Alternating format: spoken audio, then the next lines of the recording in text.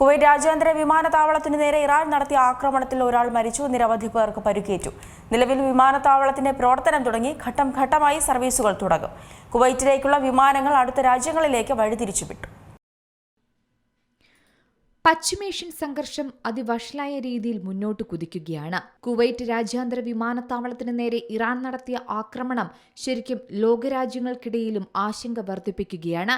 ഇന്ന് പുലർച്ചെ നടന്ന ഏറ്റവും പുതിയ ആക്രമണത്തിൽ കുവൈറ്റ് അന്താരാഷ്ട്ര വിമാനത്താവളം ഉൾപ്പെടെയുള്ള സിവിലിയൻ സുപ്രധാന കേന്ദ്രങ്ങളാണ് ഇറാൻ വീണ്ടും ലക്ഷ്യമിട്ടതെന്നാണ് പറയുന്നത്. ഇറാൻ നടത്തിയ ആക്രമണത്തിൽ ഒരാൾ മരിക്കുകയും ചെയ്തു. ആക്രമണത്തിൽ കൊല്ലപ്പെട്ടത് മധ്യപ്രദേശ് സ്വദേശിയാണ്. മൻസൂദ് അഹമ്മദ് റഹ്മാനാണ് കൊല്ലപ്പെട്ടത്. 55 വയസ്സായിരുന്നു.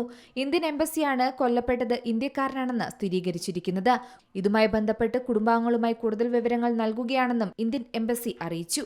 അതേസമയം ആക്രമണത്തിൽ പരിക്കേറ്റ 63 പേരിൽ 3 പേർ ഇന്ത്യക്കാരുണ്ടെന്നും റിപ്പോർട്ടുണ്ട്. പരിക്കേറ്റ 63 പേരിൽ 6 പേർ ആശുപത്രിയിൽ ചികിത്സയിലാണ്.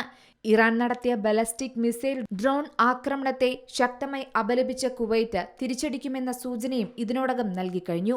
കുവൈറ്റിലെ നയതന്ത്ര മിഷൻ ഓഫീസുകളും ആക്രമിക്കപ്പെട്ടിട്ടുണ്ട്.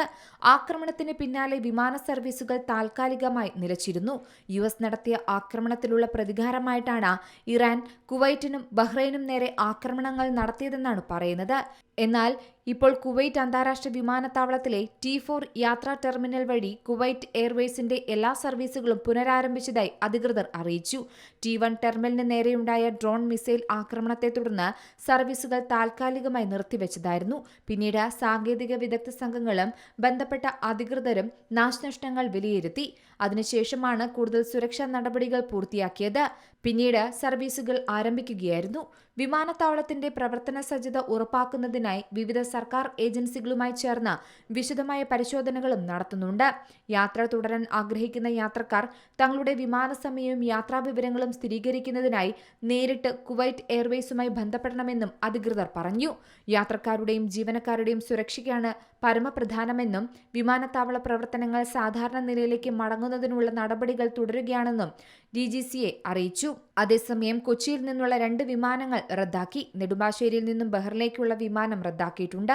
122 യാത്രക്കാരുമായി പുറപ്പെടാനൊരുങ്ങിയ എയർ ഇന്ത്യ എക്സ്പ്രസ് വിമാനമാണ് റദ്ദാക്കിയത്. News desk C Malayalam news.